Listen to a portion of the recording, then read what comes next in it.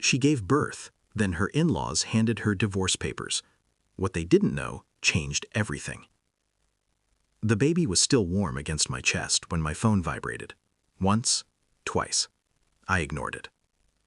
The room smelled like antiseptic and blood and the faint sweetness of milk. My arms trembled, not from weakness, not from pain, but from the unfamiliar gravity of holding a life that had just torn its way into the world through me.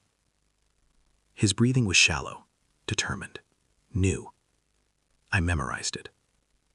That's when the door opened. Not softly, not carefully. My mother-in-law didn't look at the baby. She looked at the envelope in her hands, as if it might bite her if she loosened her grip. My father-in-law followed, lips pressed thin, eyes already somewhere else. Behind them, my husband stood half-hidden by the doorframe, a shadow pretending to be a man. No congratulations, no relief, no joy, only paper. She placed the envelope on the tray beside my bed, right next to the plastic cup of ice chips and the bracelet still cinched around my wrist with my name spelled wrong. "Sign these," she said. "As soon as you're able." Her voice was calm, practiced, like this had been rehearsed, like my body splitting open was merely an inconvenience to their schedule. I didn't open the envelope. I didn't need to. Divorce papers have a weight. You can feel it through the air. I looked at my husband. He didn't look back. Something cold slid into place inside my chest. Not shock. Recognition. I had known for months that I was disposable. You don't realize it all at once. It arrives in fragments. Glances that linger too long on your stomach, calculating. Conversations that stop when you enter the room. The way love is rationed when it's no longer profitable. They'd never wanted me. They wanted an heir. A vessel. I was a means, not a partner.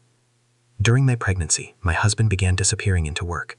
Late nights, quiet dinners, hands that no longer reached for me in the dark. When I asked, he smiled without warmth and said I was hormonal. Gaslighting wrapped in politeness. His parents followed suit. Concern replaced by surveillance. Advice turned into commands. My body became public property. My choices questioned. My worth reduced to ultrasounds and blood tests. Still, I stayed quiet. Still, I watched. I noticed the phone calls he took outside, the unfamiliar names, the way his mother's tone sharpened whenever my due date came closer, like she was counting down to a transaction. I told myself I was imagining things. That was my mistake. Because betrayal doesn't announce itself with shouting. It arrives with paperwork. The envelope lay unopened. My son shifted against me, unaware that his first hours of life were being used as leverage. "Why now?" I asked. My voice surprised me. Steady. Empty.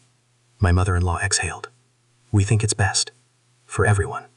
For the family," my father-in-law added. My husband finally spoke. "You'll be taken care of." Taken care of. I almost laughed.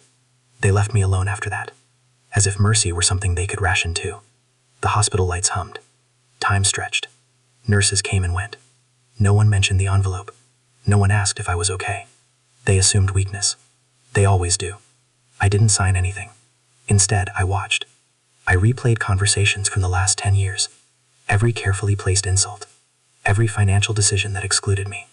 Every document I was told not to worry my pretty head about. I remembered the prenup. The one they insisted on revising 2 years into our marriage. The one my husband had pushed across the table with a smile that didn't reach his eyes. "You trust me, right?" I'd signed it. But I'd also kept copies. I thought about the offshore accounts my father had opened in my name when I was 21. The companies that quietly funneled revenue through holding firms. The trust that paid my bills while allowing me to look comfortably dependent. They never asked where my money came from. They just assumed there wasn't much. That night, while my son slept, I made calls. Not emotional ones. Strategic ones. My lawyer answered on the second ring. So did my accountant. So did the man who managed my family's assets with surgical discretion. I said very little. They understood everything. My morning, I had timelines. Options. Leverage. And clarity. My husband returned alone the next day. He sat in the chair beside my bed, careful not to touch me. He looked tired, worn down by decisions he hadn't expected to make himself. "They're waiting," he said, "for your signature." I finally opened the envelope. The terms were generous, In their minds, a small settlement, full custody arrangements that painted me as unstable, clauses designed to silence, to contain, to erase. I smiled, not because it was funny, because it was insulting. I already signed, I said. Relief flickered across his face, then confusion. I sent my signature to my lawyer, I continued, along with some documents you've never seen. He swallowed. What documents? I met his eyes for the first time in days. The ones that prove I own the holding company your parents' real estate empire is built on. Silence. His mouth opened, closed.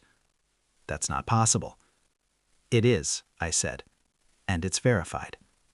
His hands trembled. You're lying. I handed him my phone. An email confirmation, a notarized statement, a corporate ledger. The truth doesn't shout. It sits quietly and waits to be acknowledged. They gathered in the room an hour later. All of them. My in-laws, my husband, their lawyer. I held my son. They stood. I spoke calmly. I won't contest the divorce, I said. I welcome it. My mother-in-law blinked. Then sign. I already have, I said. But not your version. I slid my own envelope across the tray. Their lawyer opened it. His expression changed. Color drained. This transfers majority control, he stammered. Effective immediately. I watched them realize it. How the world rearranges itself when the wrong person holds the keys. My father-in-law's voice cracked. You can't do this. I can, I said. And I did. My husband sank into the chair. I stood. Not physically. Internally. You wanted me quiet, I continued. Small. Dependent. You thought motherhood made me weak. I adjusted my son in my arms. It made me precise. I walked out that day. Not hurried. Not shaken. Whole. Years have passed. My son knows nothing of hospitals filled with paper cuts disguised as kindness. He knows stability. Space. Silence when it's needed. Love without conditions. The family I married into no longer exists as it once did. Companies dissolved. Assets redistributed. Power shifted. I never spoke to them again. Not out of bitterness. Out of finality. Sometimes I think about that envelope on the tray.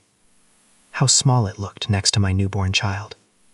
How confidently they placed it there, assuming the ending was theirs to write. They were wrong. I didn't scream. I didn't beg. I didn't destroy. I stepped aside and let the truth finish the work. Because the most devastating revenge isn't anger. It's indifference. With receipts.